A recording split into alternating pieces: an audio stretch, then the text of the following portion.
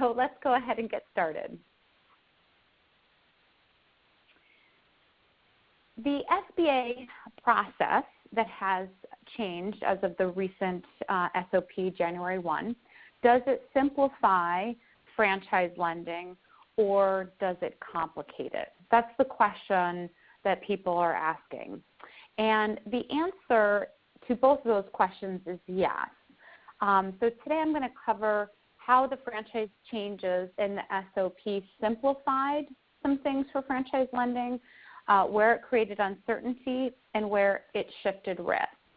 I'm also going to show you how the franchise registry helps to make that process as simple as SBA intended it, and how the franchise registry mitigates risks that have been shifted from the SBA back onto the lender, which then creates a time and cost barrier for franchisors and franchisees.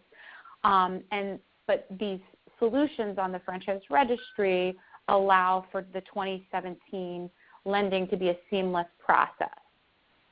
So over the next hour, we're going to address what's changed. We're going to get your feedback to those changes.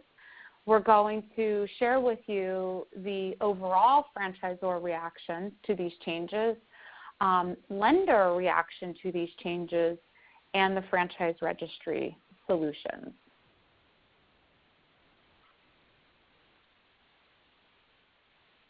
So SBA came out with a SOP at the end of November, beginning of December, outlining what they're calling franchise changes.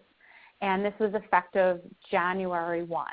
Now, a lot of franchisors are still kind of digesting these changes, but it was clear because of the speediness with which the changes came, with only a limited amount of time for reaction, that the SBA was trying to get these changes in before the new administration.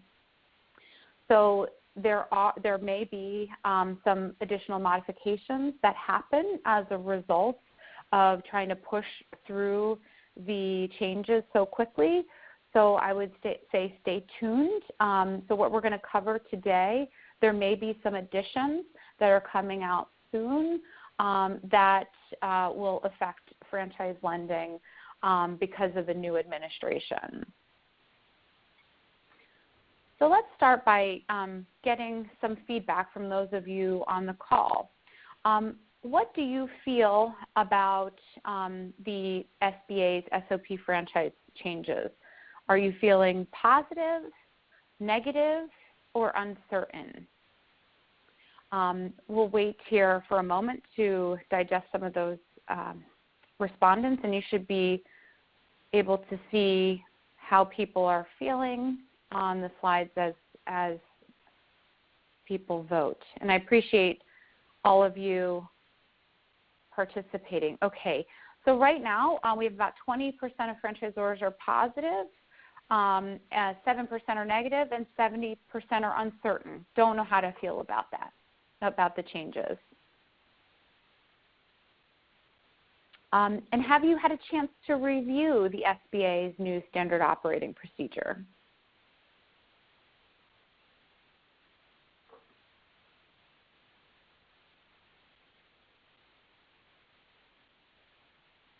Okay, 50-50.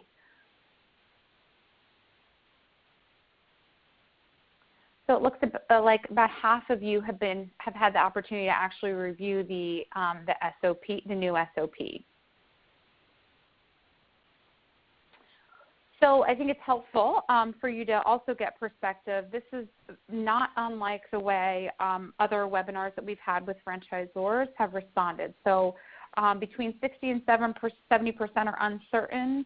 Between 20 and 30% are positive, and there's about 8 to 10% that are negative, and about 50% of franchisors. So this population set is very similar to the folks that we've had on other webinars. We've asked the same questions of lenders, and they're equally as uncertain, maybe a little less uncertain than you are, and between 10 and 20% are negative on the SBA changes. So a lot of people still trying to sort through what these changes mean. And then we asked them a question of, how do you think these changes will affect the number of franchise loans? So about 30% in 2 webinars thought it would affect it negatively, 20%, between 15 and 20% positively, but overwhelmingly not entirely certain.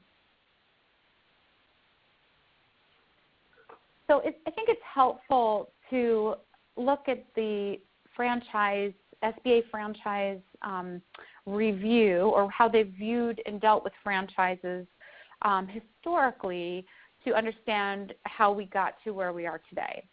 So for those of you that remember the SBA franchise reviews prior to the financial crisis, SBA really only looked at a handful of issues that were focused on what SBA calls franchise affiliation. So these are the issues in the franchise agreement that SBA determined prevented a franchisee the right to profit or sustain a loss commensurate with their own efforts.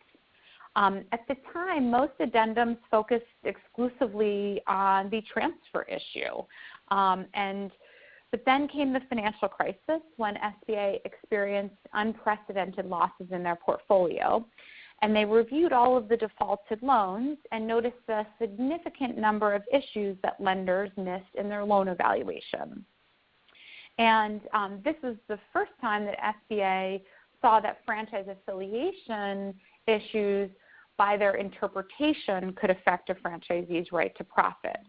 So SBA started expanding their reviews. So more rules came into the franchise affiliation review. SBA started reviewing other documents for other SBA requirements. And then they started consistently making determination on business eligibility. So the most famous of this, and for you as franchisors, you're probably not familiar with this, but these are very famous in the lending community. Sola Salons and Salons by JC.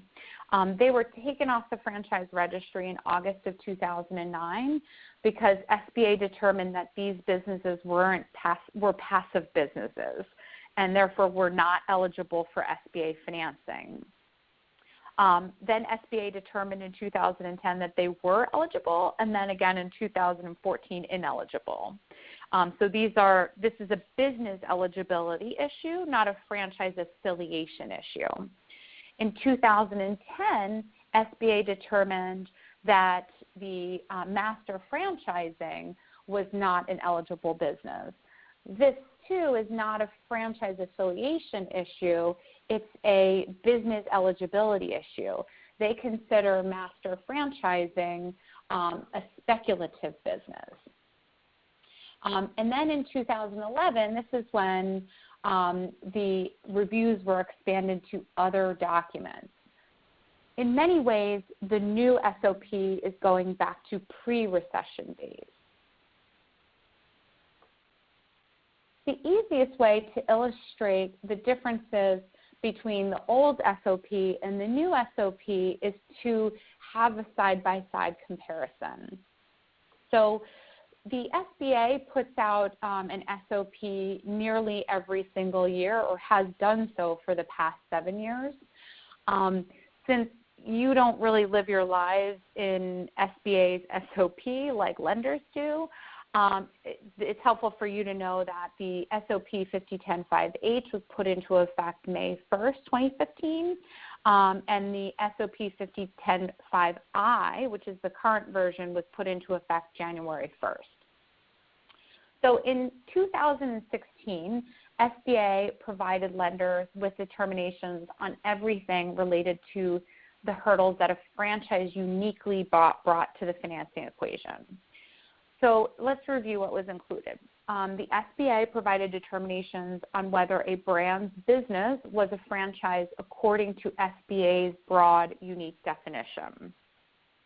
SBA provided determinations on business eligibility, and SBA provided determinations on customized franchise affiliation addendums by franchise system and a certificate by franchise. And SBA also negotiated streamlined solutions for other documents to meet SBA requirements. in 2017, SBA has provided a one-size-fits-all franchise affiliation addendum. So this means that franchisors won't have to wait for SBA to provide their termination. It's a sign it or don't get financing ultimatum versus a negotiation with a franchisor relative to the language that they need to meet their franchise system requirements. So franchisors have a streamlined solution for franchise affiliation. There have been three risks that have been shifted back to the lender in this process.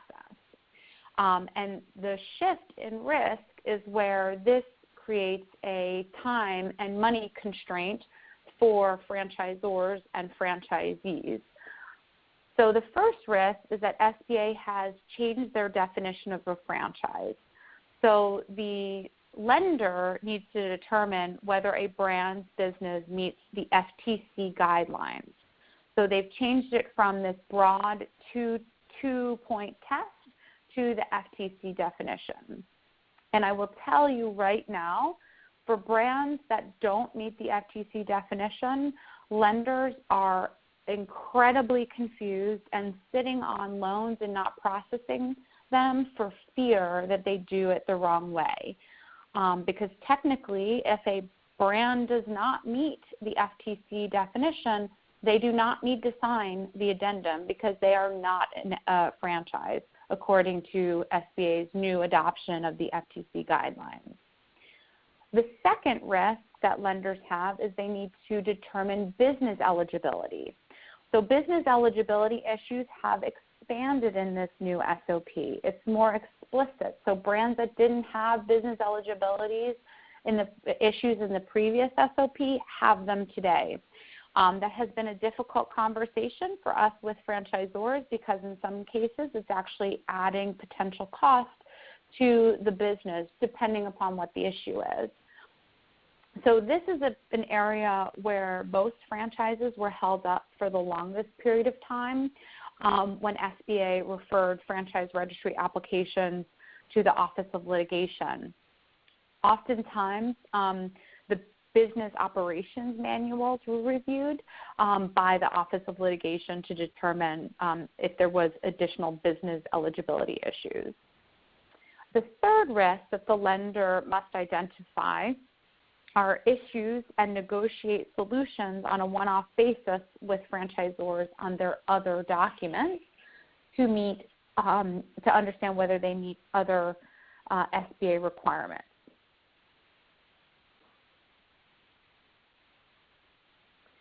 So since the SOP was released in December, we've been talking to franchisors and their counsel and loan brokers and sales brokers, attorneys, et cetera, to really understand what the response is to these changes. And so far, the response is mixed. So the first question that we ask is, are you comfortable with the addendum?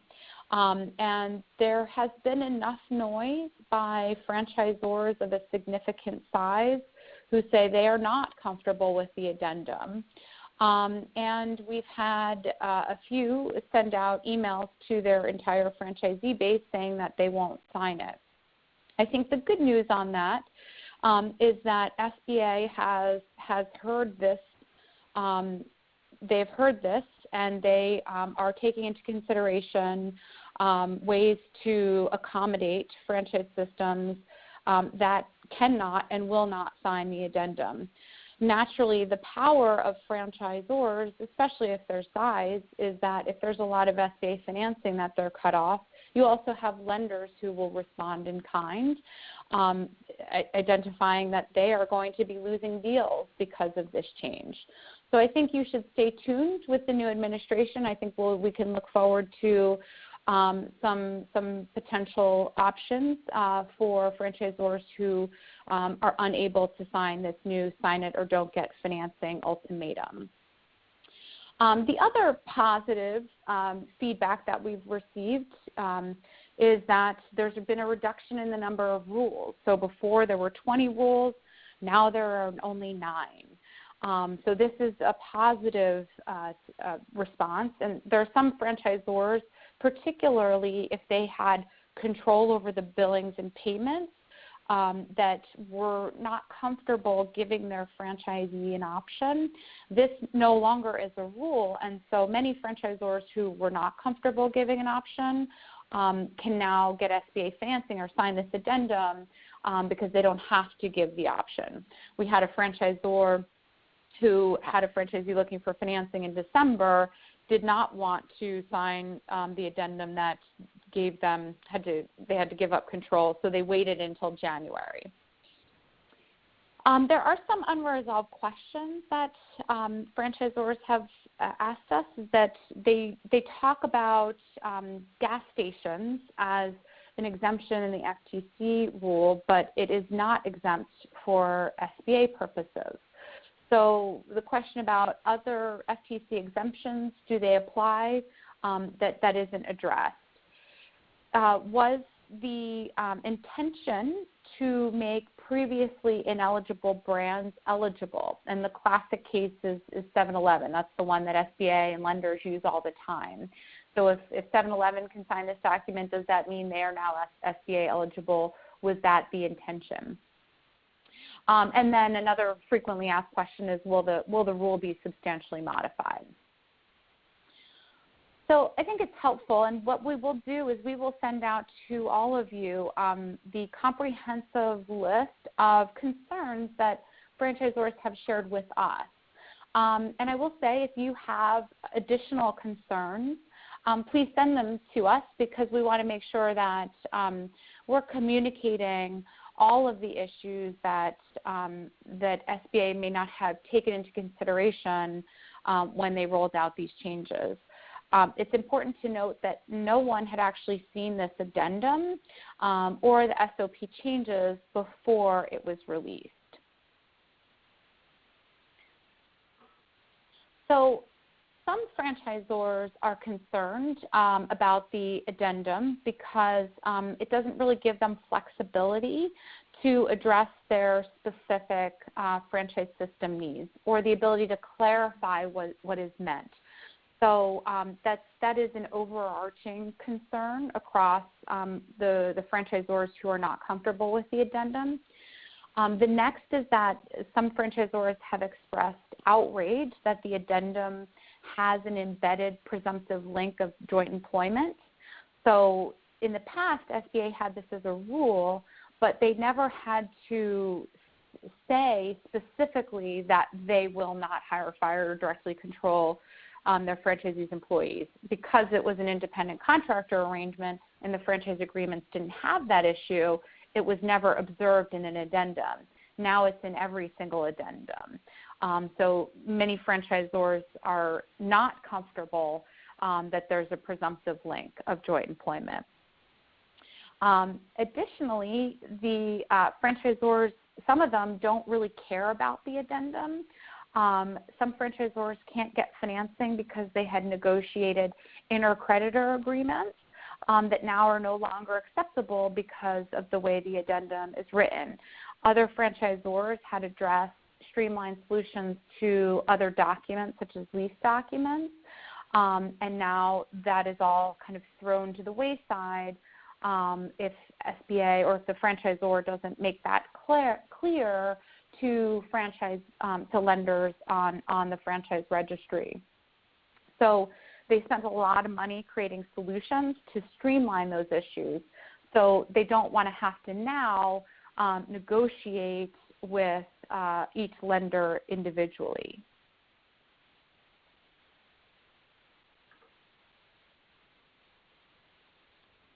And it's not clear whether franchisors that previously received financing are actually eligible for financing, so a franchisor entity itself.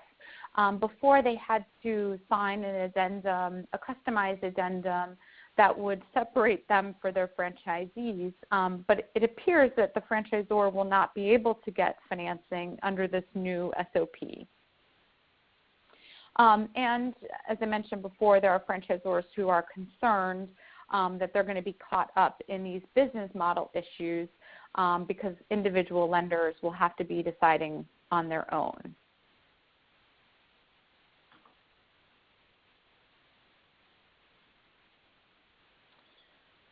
So for those of you that have reviewed the addendum, this is different from reviewing the SOP, what is your reaction? I'd like to just take a pulse of what is your reaction to the one-size-fits-all addendum?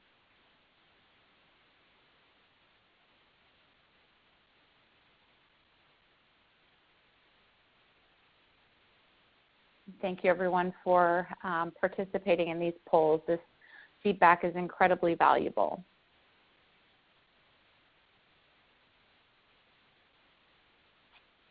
All right, the moving target right now, but it looks like almost 30-30-30. It's slightly more who don't have concerns versus those that have concerns, and some who are still evaluating and not sure what they think of the addendum yet. And do you know if other SBA requirements could affect your franchise system? And so for the attorneys on the line, feel free to respond on behalf of your client system. So yes, no, or uncertain.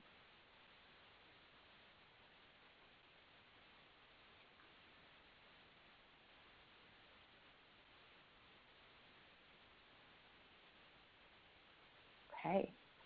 Overwhelmingly, people are not sure about what other SBA requirements mean. It is a very vague term, huh?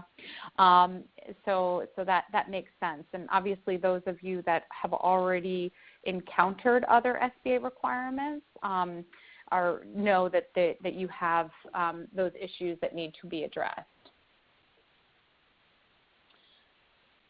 Okay, so let's take a look. From other webinars, similarly is situated, say 30-30-30 across the board in terms of who's reviewed it and whether they have concerns or not, and overwhelmingly the same other SBA requirements. If SBA could be more specific, it would make those other requirements easier to evaluate. So the one question that we've been asked by both lenders and by franchisors is, as a result of this SOP change, does this mean that the franchise registry that's operated by FranData, will it be going away? And the answer is, of course not. It is a place where lenders go to address uncertainty and risks in franchise lending. So it's always done that for lenders, and it's incredibly confusing. The SBA has never hosted the franchise registry. They never have. It's never been underwritten by the SBA. It is a place where franchisors make it easy for lenders to overcome the hurdles to make their franchise system attractive and to make it easier for their franchisees. So everything that has been on the franchise registry before will be on the registry going forward. So we did have some lenders who are trying to frantically download as much as possible off the franchise registry. So we had to call them and let them know, don't worry, it's all going to be there tomorrow. But it's the new SOP doesn't require lenders to go to the franchise registry, but they still do. And just to help you get a sense of what that means is, in the first 2 days of the new year, we had 400 lenders sign into the franchise registry. And we still have about 15 to 20 new lenders who sign up to the registry every single week. So let's talk about how the franchise registry is peeling apart these changes and helping you and lenders through the changes. So you don't get to see the lender side of the franchise registry because it looks very different from your account on the franchisor side. Also, we did make some changes to adjust to this new SOP, and that is not reflected on the franchisor side. So when you talk to us individually about your account, we'll actually send you a PDF of what your account looks like to a lender, because at this point you're not able to see it when you log into your account. But this is what every franchisor's kind of home page looks like. It outlines who the franchisor is, all of the contacts that are relevant at the franchisor organization. So who's the person who's going to sign any documentation required of the franchisor for SBA financing. So who's the authorized agent? So in this case, you can see Tropical Smoothie, a woman named Dana. Who's the person at the franchisor organization who would be responsible for establishing a referral relationship with the lender? That's who goes into franchise sales. The person who will answer credit questions that a lender has goes into franchise financing. So for instance, just to kind of illustrate what that means, so let's say for when healthcare was changing and lenders weren't sure how is this going to affect costs to the franchisee and how is the franchisor addressing this on a system-wide basis, that type of question a lender, if they're doing a lot of financing with one brand, they're going to want to ask the franchisor directly. Every single franchisor has a fund number, so this is a unique number identified to you, and it gives the lender business description and information about what NAICS code you're in and when you started franchising. So every single franchisor has 5 tabs of information, but we're going to focus on the SBA tab for today. So when the lender goes into the SBA tab, the first risk and uncertainty that they need to address is the business that the franchise is associated with is the business a franchise according to the FTC definition? Now, for many of you, that seems like a very simple question, but the SBA world didn't even know what an FTC franchise was before December 2nd. So this is an entirely new thing for them. So on the franchise registry, it's going to articulate whether or not the business that is on the franchise registry is a franchise, and if so, why so, and if not, why not. Many businesses that were considered franchises according to SBA before are no longer going to be considered franchises by SBA's new definition. The second uncertainty that a lender has to address is whether or not you will sign the new addendum. And if there is a change by SBA and they allow for options, which option would you want to take? And that would be highlighted and addressed in the affiliation section. So the question just answers yes, we will, or no, we won't, or if we take another option, and then articulates the process around signing that addendum. So what does the lender have to do, and what does the franchisee have to do in order for you to sign the affiliation addendum?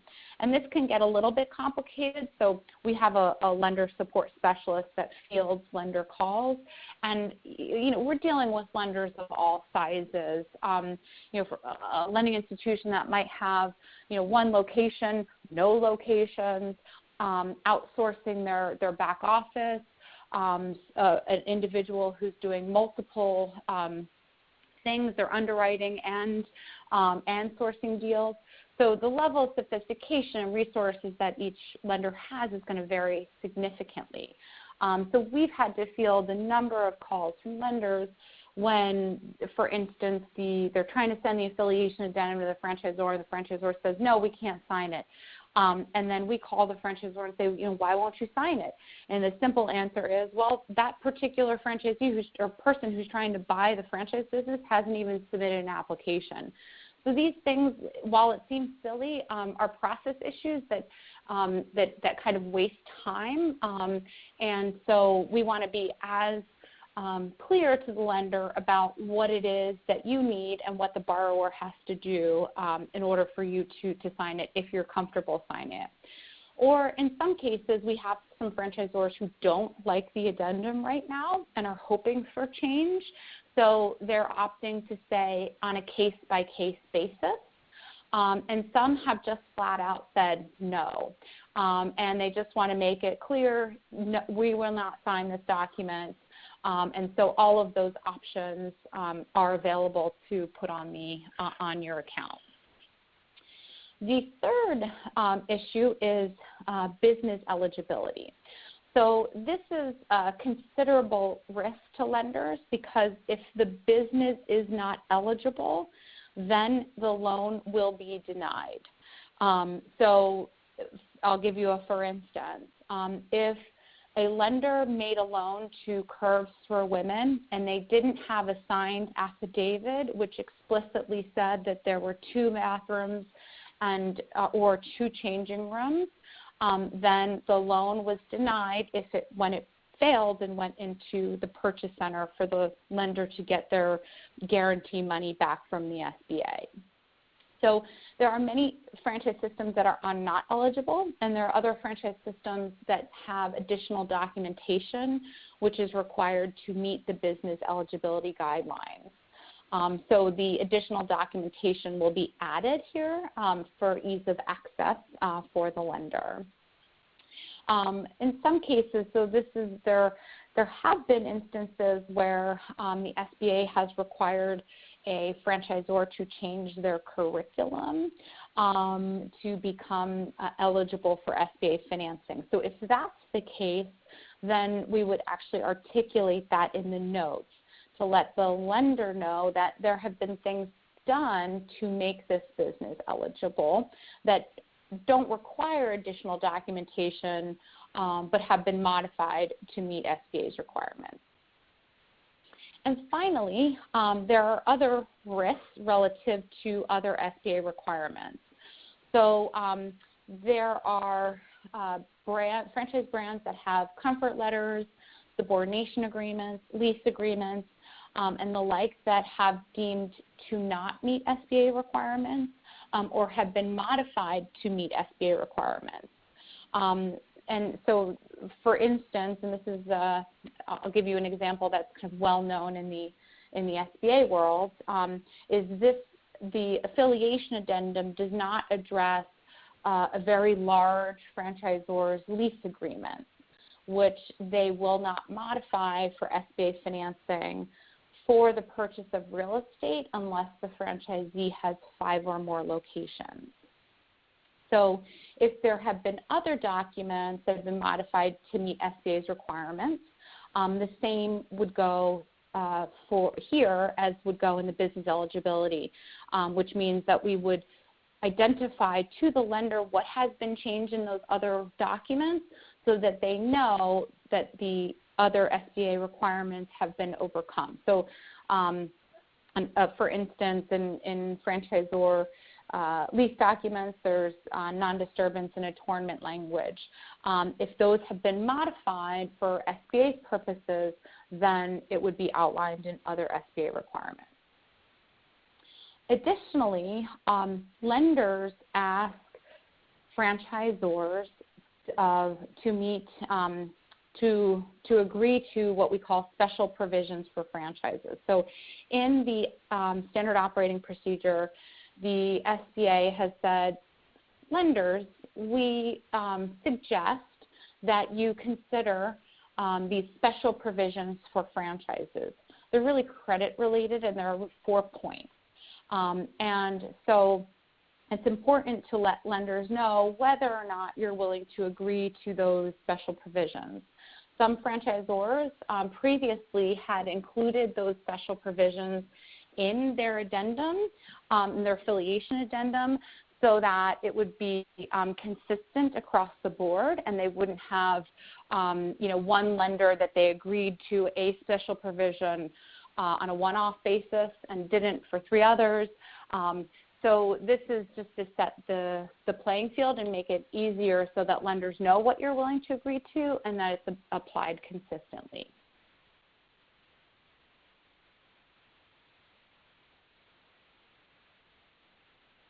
So lenders want to be informed as soon as possible about the franchise brands that they regularly finance, target for financing, or have in their pipeline or could come across in the year.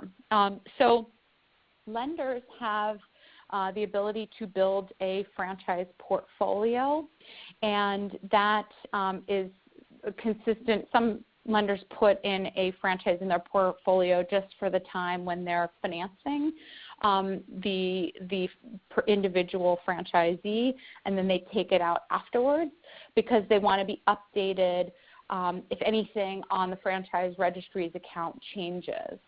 So the portfolio is the mechanism that tells the franchise registry system if anything on these points change, that they'd be notified. So for instance, if you uploaded your new FDD and a lender was financing one of your franchisees, they'd be immediately notified if they have your brand in their portfolio. We have lenders that have 1,000 brands in their portfolio. That's a little extreme. That's a lender who is extremely focused on franchising. The average number of brands that a lender has in their portfolio is 50. And it is divided by brands who are established versus emerging brands. So it's basically a size, number of franchise units, and number of years for, franchising. So anything on this page, whether it's the brand name, the incorporated name, the number of units, if a brand has a fund score or fund report, a bank credit report, an FDD, and anything in the SBA documentation section, whether that's the business eligibility, franchise affiliation, definition of a franchise, or other SBA requirements, any of those changes would affect the notification that's being sent out to the lender.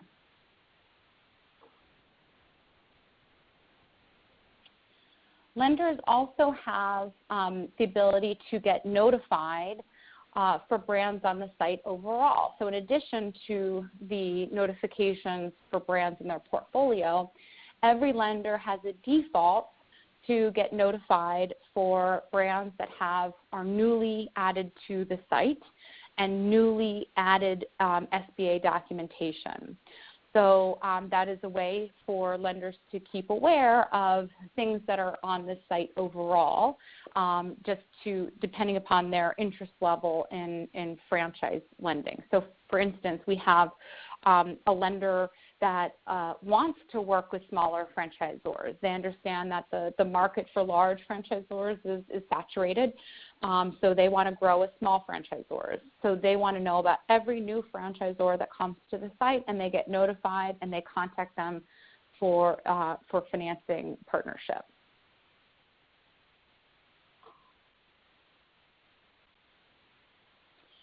Additionally, lenders can search for brands based on whether or not they have agreed to sign the addendum or for another option if that becomes the case in the future, and that their business is eligible. So in the advanced search functionality, this is primarily a business development tool for lenders when they're trying to seek out new relationships. But the first question today that a lot of lenders are asking is, who is eligible? They've been notified of some very large franchise systems who say they won't sign it. So of course they're curious to know, well, who is okay with signing it? And this advanced search functionality allows them to get the answer to that question. I mentioned earlier that everyone has a FRUNS number, so this is very similar to a DUNS number, but it's specific to franchises. And it's very important. Lenders use this to track both the number of inquiries coming in for a specific franchise and also track against their portfolio. And the more lenders that have e-lending solutions and that are growing their franchise portfolio, the more important this becomes. There's 1 to 2 new franchise brands that the Franchise Registry adds to its database a day. And over the past couple of years, there have been over 6,000 cases of franchisors that are changing either their Inc. name or their brand name. So it's really an easy way for lenders to both track inquiries and their portfolio performance. We have some lenders who are using this system to maybe consider new industries to lend into if they have enough inquiries. So it's an organizational and a business development opportunity for lenders if they have the right information.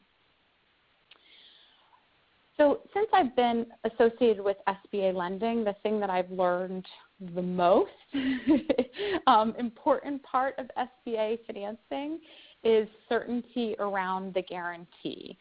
So they would not be financing your franchisees if they didn't have that guarantee, for the most part. There are some that use the guarantee when they could possibly get conventional lending, but 9 times out of 10, they wouldn't do it without it. So we wanted to find out from lenders where they were most concerned about their guarantee. And the response across all of our webinars so far is that the majority are concerned about all parts. So it's not just one piece of it, that they're going to make the wrong decision on whether a franchisor meets the definition of an FTC franchise, or that they're going to require additional documentation that a franchisor might. We have been told that there are some franchisors who are making an addendum to the addendum to deal with these changes. They're concerned about all parts. The majority of lenders are concerned about all parts of these changes relative to their guarantee.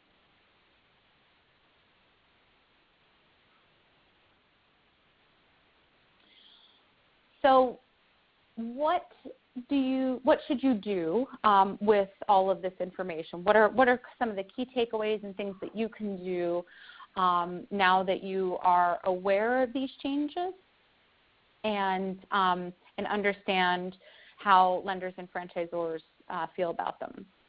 So I think the first thing for you to do is just understand that lenders come in all shapes and sizes. So I think it's important just to have this background so that you know how lenders are going to react. So small lenders, community lenders, have told us that they feel very uncomfortable in this new environment.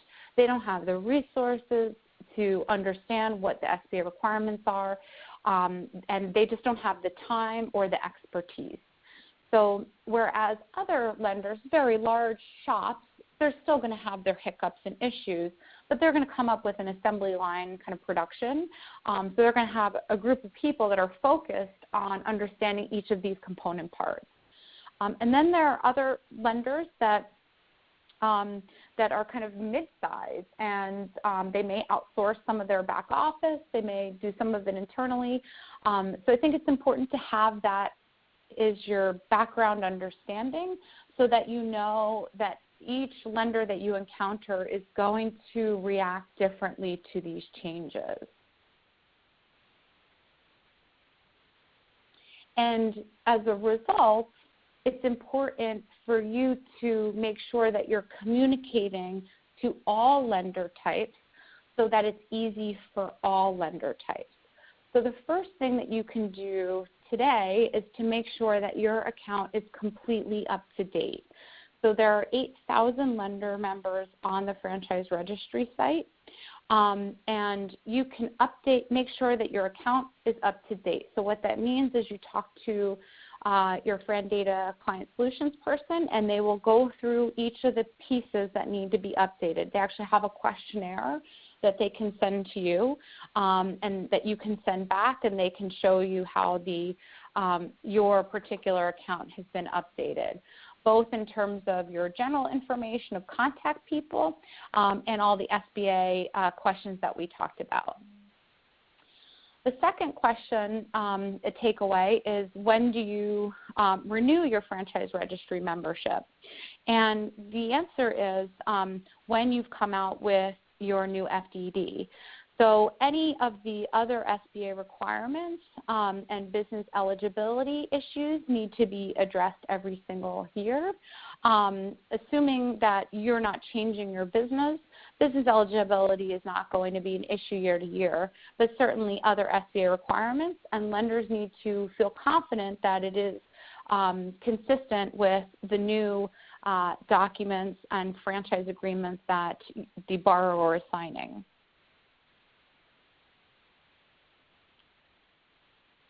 The other thing is you want to always make sure that you are appealing to the greatest number of lenders. You might not want to talk to them all, but many of you recognize that a lender today can basically disappear and be a lender tomorrow, no longer be a lender to your franchise system tomorrow. And this can be a variety of reasons. One lender that was very active in franchising out of Colorado had to shut their doors because they were financing marijuana dispensaries, and that became an issue. And so it had nothing to do with their franchise lending. Another lender recently had 100 loans, franchise loans. This is a lender out of New Jersey that were in process, and unfortunately a few franchisees were severely affected as they were trying to find other lenders to source these deals. So I guess the overarching message is you want to make sure that you're as appealing to as many lenders as possible. In the case of the lender with 100 loans, we got a call from the person who was trying to resource them and say, what lenders should we source them to? And of course, those franchise systems that were most appealing were received very quickly by other lenders. So you want to make sure that you understand your lender perception. This includes understanding your fund score. This is your credit score, and taking a look at your fund report. Your franchise registry membership includes access to your franchise credit rating and your credit report. So if you have not seen it, we can make sure to get that to you. The other thing to do to improve your lender perception is to provide other supporting documents. So in this example, Tropical Smoothie has put up some information about their system. They recognize that they're growing into markets where other lenders may have never heard of them before, and so they want to give them as much information as possible. In addition, many franchise systems have come across lenders that still say your SBA loan data shows a failure rate of X. And that information is always, always, always incomplete. So in this case, Tropical Smoothie, they've just actually finished their newest version to be updated for 2016, actually reviews all of the SBA loans that are associated with Tropical Smoothie and adds in all of the missing loans to give an accurate perception of what the SBA loan data looks like. So the information that's out there is missing a lot of loans, and so Tropical Smoothie understood that that this information was wrong and wanted to put out the right information to lenders. But the point is that there's information that you have that you can provide in your account under other documents, and just you want to send that information to your Client Solutions rep, and they can upload it to your account. Additionally, you can see the lender activity on your account. There's only a limited amount of lender activity that you can see today. We're actually going to be expanding the amount of activity that you can see. So once you log into your account and you look at the lender activity, you can actually click on either the bank's name or the individual person's name to get more information. And that additional information will tell you the percentage of loans that the lender has that are franchise loans in their portfolio, whether they're a preferred lender, so in SBA land, That means that they can process things faster and internally. We do have alternative lenders, conventional lenders, equipment lenders, lots of other types of lenders that are on the site. So PLP lender would not apply to those types of lenders. And then for those lenders that have a footprint, so some lenders can only lend into one state, some can lend into a few states, so that footprint is also articulated in their account. And then you can see the various activities that they've done in the account. But as I mentioned, we're going to be expanding on that so that you can really know what is important and valuable to the lender in their process of trying to finance your franchisees. And I've always felt like it's very unfair because lenders can search for you based on your profile, but you haven't been able to search for lenders based on their profile. So coming soon, we're going to be giving you the opportunity to search lender profiles so that if you're expanding into a market, you can find out which lenders and are like to lend to either your industry or your typical type of loan size. And you can either use that yourself, or if you work with a loan broker, share that with them and say, hey, why don't you go set up a relationship with these guys, or see if there's an opportunity to expand the number of relationships for our franchisees to get access to capital. Okay, before we get into questions, I just wanted to ask two kind of poll questions just to get your feedback. Now that we've gone over some of the the SOP changes, I want to get a sense of how people are feeling. Are you feeling positive, negative, or still uncertain after having gone through the changes?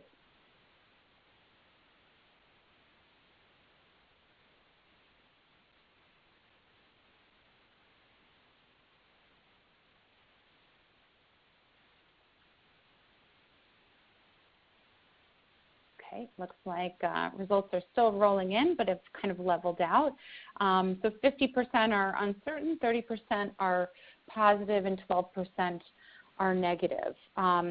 So for those of you that are still uncertain, it is very important that you call us so we can help you make sure that we address what areas of uncertainty that you have, so that you can become clear and either feel positive or negative.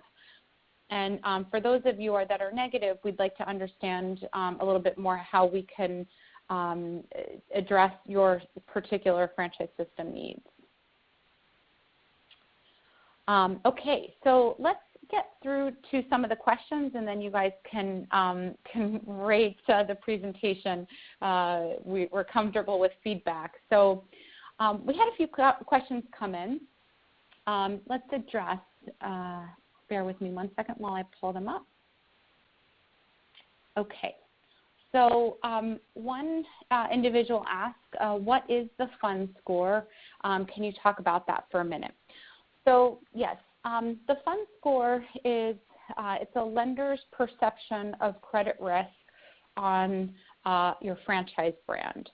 So this is a score that is similar to a FICO score. It's based on 12 categories, but it's on the franchise system that covers historical performance, trends across over a number of years.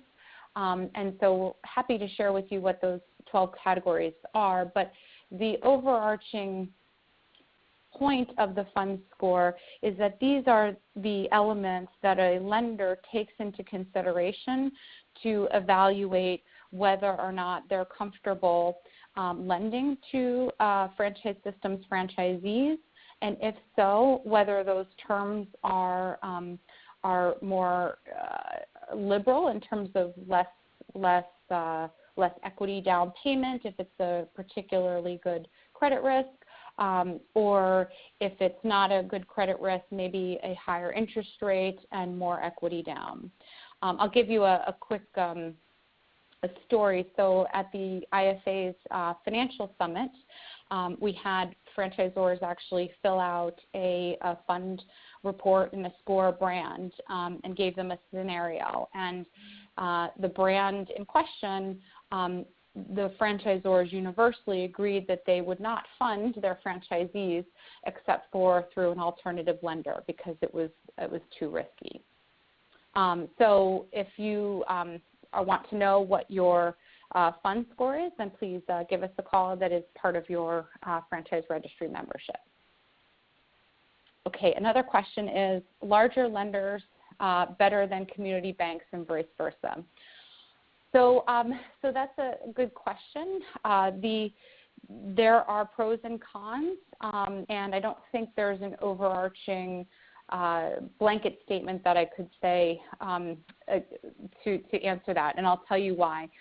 We have some incredible franchise lenders that are community banks, and they otherwise would not be a significant lender, but because they have gained a significant expertise in lending to franchise systems, they're some of the best partners to franchisors to finance their franchisees. So I'd say that, and that there are instances where large lenders, because of their credit risk appetite or because of industry restrictions that are coming down from say, a parent company, the community bank would be able to do a deal where a larger bank won't do a deal. So I think it really depends. There are other franchise systems who like to work with small banks because they know they can get to the decision maker faster. So to make a very simple question complicated, the answer is it really depends on how complicated your deals are, the expertise with the bank, and the credit box of the particular lender. Okay, one additional question. What if you don't sign? So if you don't sign the affiliation addendum, that's a very good question because we've had a lot of franchisors confused. There is no, at this time, and I mentioned earlier that I do think that there's likely to change, but at this time, if you do not sign the franchise registry addendum, then your franchisees will not be able to get SBA financing. But I think that there has been enough pushback that with the new administration, I think that is likely to change. So I say stay tuned, and the moment something changes, we'll make sure to alert you and let you know. Okay. And the question is, what does it cost to be on the registry now? So the costs are very, they're the same. It's a flat fee for mature brands, which is 50 units or more, 5 more years of franchising. So that's some are kind of cross the line. So if a franchisor has been franchising for 40 years, but they have 40 years in business, 40 franchises, they would be considered a mature brand. So there's a little room for interpretation, but generally speaking, a franchisor that has 50 units or more or 5 more years in business, then the cost is $1,000 for the franchise registry subscription for a year. And for emerging brands, it's $500. And for first-timers to the registry, it's $1,500. And then they would go to their respective category upon renewal. Okay, so we're at the end of our time together, but for any questions that I was not able to address, we will certainly address them in a follow-up email. And as I said, everyone on the call will also get a few things. You'll get a copy of this presentation. You will also get the questions and answers from other webinars and the issues that franchisors have brought up relative to the SOP changes. So we'll send you a revised version of all of those documents. Thank you very much for your time today. I really appreciate it, your participation in the polls, and I wish you all a wonderful, happy Valentine's Day.